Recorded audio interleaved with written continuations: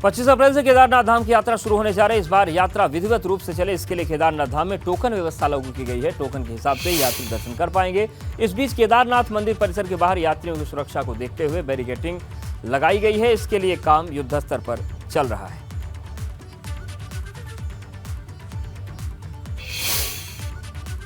उधर शनिवार को दोपहर 12:35 पर गंगोत्री धाम के कपाट तीर्थयात्रियों के लिए खोल दिए गए। अब तीर्थयात्री अगले 6 महीने तक गंगोत्री धाम में मां गंगा की पूजा अर्चना कर सकेंगे।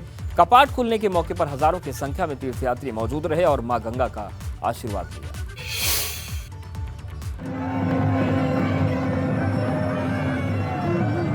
मां गंगा अपने भक्तों को दर्शन देने के लिए गंगोत्री धाम में पधार चुकी हैं।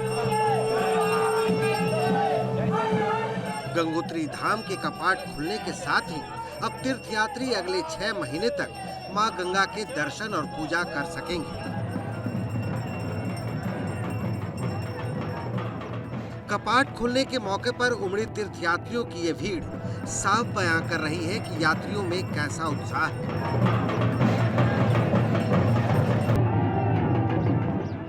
गंगोत्री धाम में मां गंगा का भव्य मंदिर है।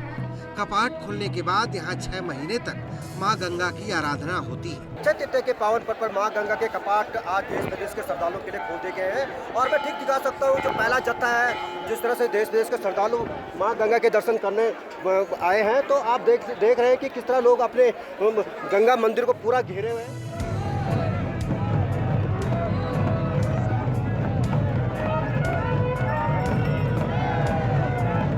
परंपरा के मुताबिक मां गंगा की उत्सव डोली गंगोत्री धाम पहुंची। पहले तीर्थयात्रियों ने मां गंगा का आशीर्वाद लिया, उसके बाद मंदिर के कपाट खोलने की परंपरा शुरू हुई।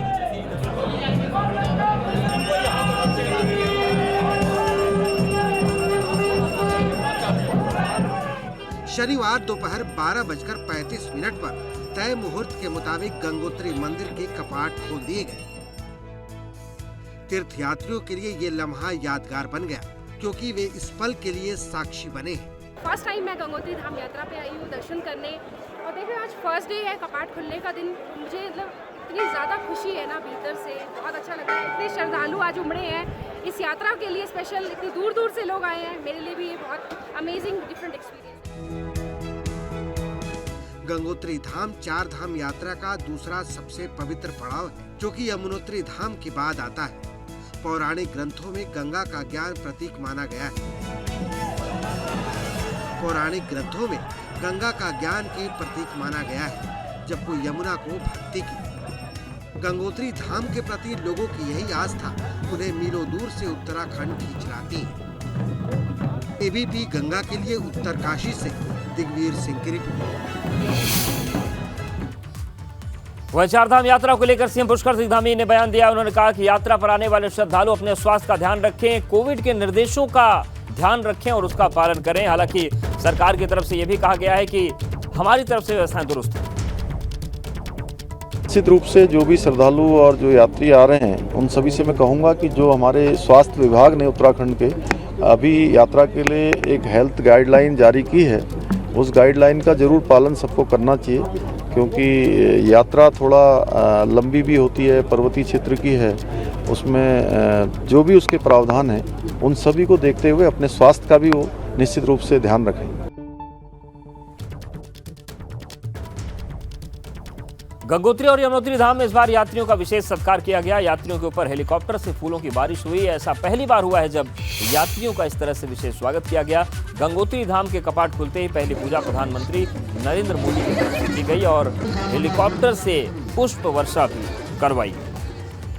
मां गंगा के कपाट बड़े हर्षोल्लास के साथ जो श्रद्धालुओं के लिए 6 माह के लिए खोल दिए गए हैं। और आप देख रहे होंगे इस जो ये बहुत वर्षों बाद ये ऐसा समय आया है कि चारों ओर पहाड़ियों में जो है बर्फ से जो है लकदक है और सुनहरा जो मौसम हो रखा है। और जो श्रद्धालु इस बार मां गंगा के दर्शन करने आएंगे, जो हमारे जो ये सामने पर जो बर्फ से ढके पर्वत हैं, इनके भी दीदार करेंगे। मां गंगा के कपाट अच्छी जगह से नदी श्रद्धालुओं के लिए खोल दिए गए हैं और बहुत बढ़िया बात है कि यहाँ के यशस्वी मुख्यमंत्री खुद आए और कपाट के साक्षी बने। कपाट उनके सामने खोले गए, उनके द्वारा पूजा की गई। पहले प्रधानमंत्री की पूजा उनके द्वारा की गई, उन्होंने माननीय मुख्यमंत्री ने प्रधानमंत्री की तरफ से पूजा की। और आज अक्षय तृतीया का जो निर्माण दर्शन का जो महत्व है बहुत बड़ा है। हजारों श्रद्धालु आप देख रहे हैं, इसमें लोकल भी हैं, विदेशी भी हैं, बाहर के भी हैं।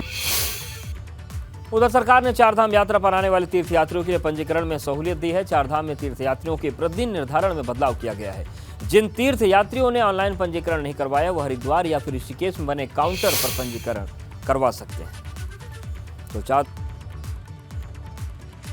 शासन ने निर्णय ले लिया कि अब इसमें कोई संख्या का प्रतिबंध नहीं है। जितने लोग आना चाहें वो आ सकते हैं और रजिस्ट्रेशन करा सकते हैं। और ये व्यवस्था प्रातःकाल से बिल्कुल सुचारू हो गई है। हमारे 6 काउंटर यहाँ काम कर रहे हैं। रजिस्ट्रेशन पूर्णतः निःशुल्क है। प्रातः 7 बजे से सायं 7 बजे तक लोग रजिस्ट्रेशन करा सकते हैं। मैंने 2 और काउंटर बढ़ाने के लिए निर्देशित कर दिया है। केदारनाथ धाम में हेली सेवाओं पर कैमरों के जरिए मॉनिटरिंग होगी। केदार घाटी में 7 कैमरे लगाए जाएंगे जिनके जरिए हेली कंपनियों को मौसम की जानकारी दी जाएगी। दरअसल केदारनाथ यात्रा पर अक्सर खराब मौसम की मार पड़ती है, इससे हेली सेवाएं बाधित होती रहती है। तो 7 कैमरों के जरिए मौसम पर नजर रखी जाएगी और हेली सर्विसेज को इसकी जानकारी और अपडेट दिए जाएंगे। जो भी फीड आएगा रियल टाइम में वो जो है डिस्ट्रिक्ट कंट्रोल रूम में उपलब्ध रहेगा और सारे 9 हेलीपैड्स में और ऊपर जो है केदारनाथ हेलीपैड में इसका फीड जो है देते रहेंगे।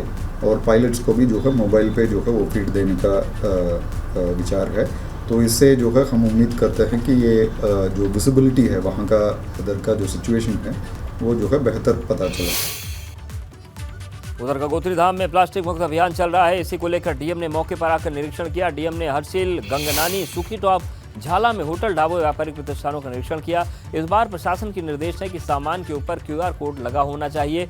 निरीक्षण के दौरान डीएम ने सभी को हिदायत दी कि जितनी भी पेय पदार्थों की प्लास्टिक बोतलें इस्तेमाल में लाई जा रही हैं उन्हें सभी में QR कोड लगाना अनिवार्य है। इसके साथ ये भी निर्देश दिया गया है कि वो भी दुकानदार सामानों की कोई भी दुकानदार ओवर रेटिंग नहीं करेगा।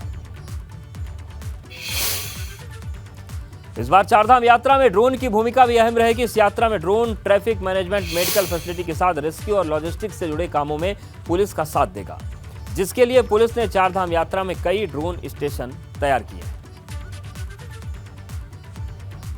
पुलिस का जो मूल उद्देश्य है वो हमारा रहता है कि जब भी कोई ट्रैफिक मैनेजमेंट होगा, जैसे आप देख रहे हो देहरादून में हम लोग ड्रोन के माध्यम से ट्रैफिक मैनेजमेंट में काफ़ी ड्रोन को इस्तेमाल कर रहे हैं। साथ में चारधाम पे भी रूट पे हम लोगों ने ड्रोन मैपिंग और पार्किंग की मैपिंग करनी शुरू कर दी है ड्रोन के माध्यम से, जिसको कि हम लोग समय समय बताते रहेंगे कि किस तरह से हमें वहाँ पे हम गाड़ियों को पार्क करा सकते हैं। पुलिस एक UTM पे भी काम कर रही है कि अनमैन्ड ट्रैफिक मैनेजमेंट सिस्टम किस तरह से ड्रोन का हो, जिसमें कि हम जो भी ट्रैफिक अगर मूवमेंट कर रहा है तो उसमें कोई दिक्कतें ना आए, उसको मैनेज करने के लिए।